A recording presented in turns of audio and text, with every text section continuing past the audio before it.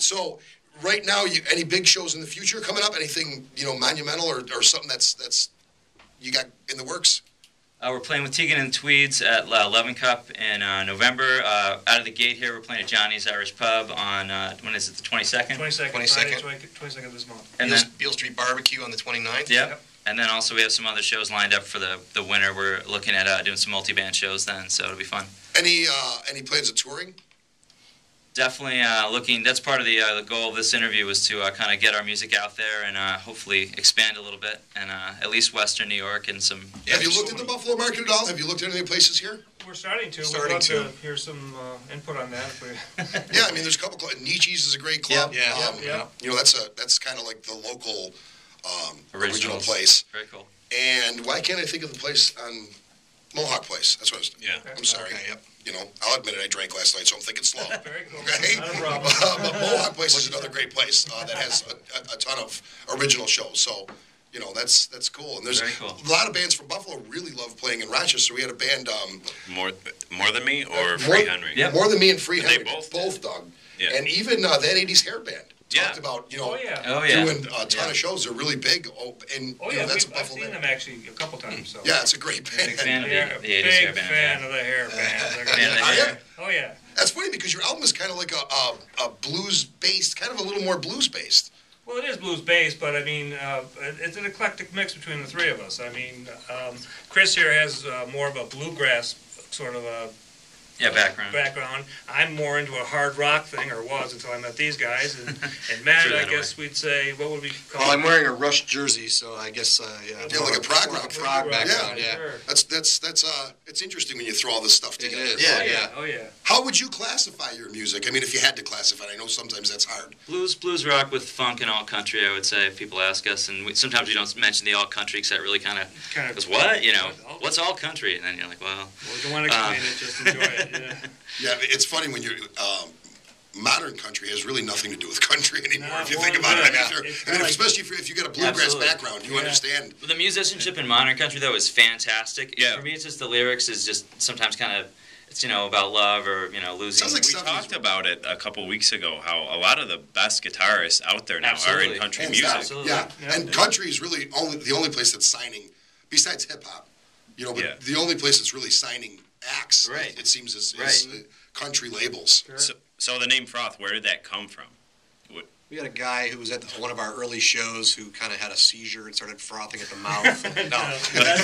That's truly disgusting. Yeah, I was going to say that's a great right. All right. Grand mal seizures. Where are you going with this one? Basically, it was kind of a mix of the different styles of music, and we just beer.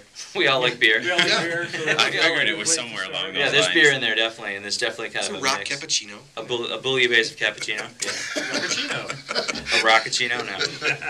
So, how long did it take to record the album? Where did you record the album? Belly of the Whale out in Canandaigua, New York. Mike Muscarell actually also has a band called Violet Mary. Helped us out, and a guy named Tim Cash, who was actually a lot on the album. He was a great help to us. Was in the band for a while. A second guitarist. He played a lot on that. We I guess it took about 3 to 4 months, didn't it, on and off? Yeah, I'd say on and off. There's a definitely time consumption there with work and whatnot. It's kind of difficult to get in there for any permanent length of time. So about 3 months. Are you already writing stuff for another CD? Or? Oh, yeah, we have a second CD already queued up. Yeah. Oh, really? Yeah, or mentally at least. Yeah, so you haven't done pre-production or anything? No. We're probably gonna let this, sit for after we get done with the big labels and stuff. We'll probably go to. Yeah, right. I understand.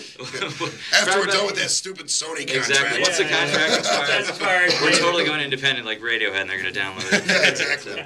Once Warner Brother lets them out, Exactly. Warner Brothers treats them like slaves, just like they did to Prince. Yeah, I don't know if and that's really cool on that topic of Radiohead, how bands nowadays that you can start to do that, where bands can release their own stuff and sort of break away from the whole record company thing. And I think that's what's going to help a lot of, We original. encourage taping. Yeah, I was going to say taping like that. One of the big And that disappointments, really though- helps, original bands get out there. I agree with you, but one of the big disappointments that I find is I think that never before, and I've said this a million times, never before has it been easier for a band to get their product to the end user by circumventing any type of label at all. True. Oh, yeah. But for some reason, it has not taken hold yet. Like there's just not that one site that's a shareware site or CD something? Baby is pretty good, but I'll tell you the two things that you do miss, and I know this because we've started on this path, and the biggest thing we find is, like, this radio show is a great example. We want to get our music out there, is marketing and distribution. That's Right. what you definitely miss out on.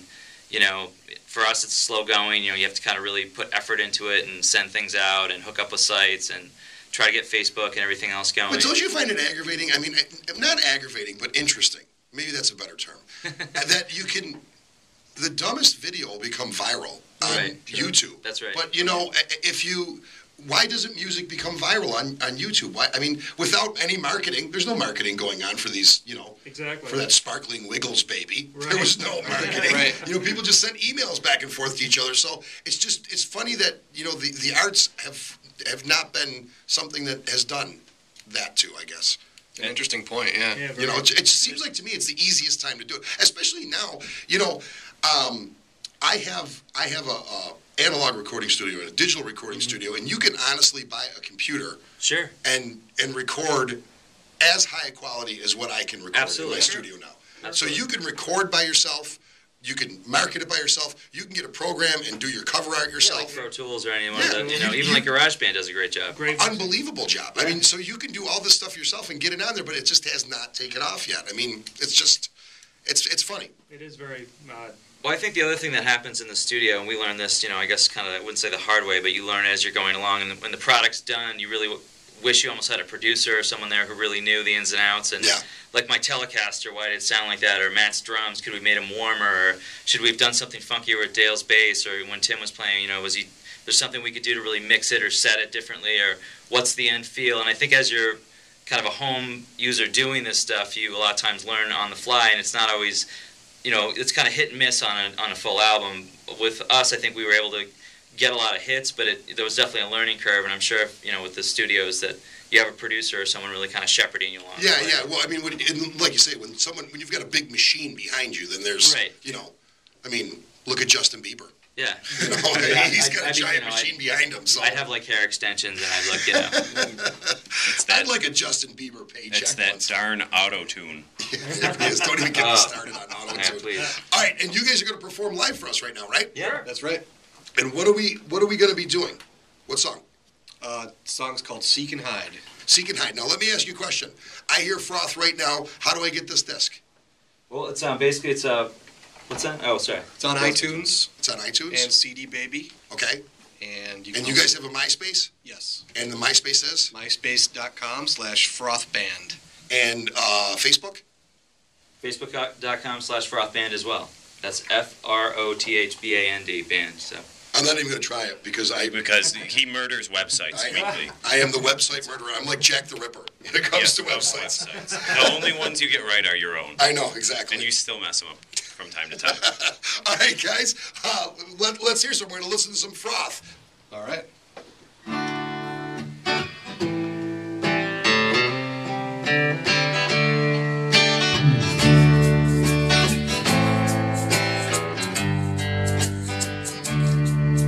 There's a place I know near nowhere.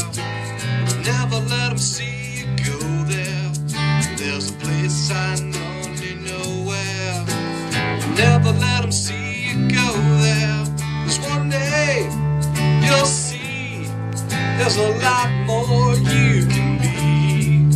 One day you'll see there's a lot more you can be. There's a place I know near nowhere. Never let them see you go there. There's a place I know near nowhere.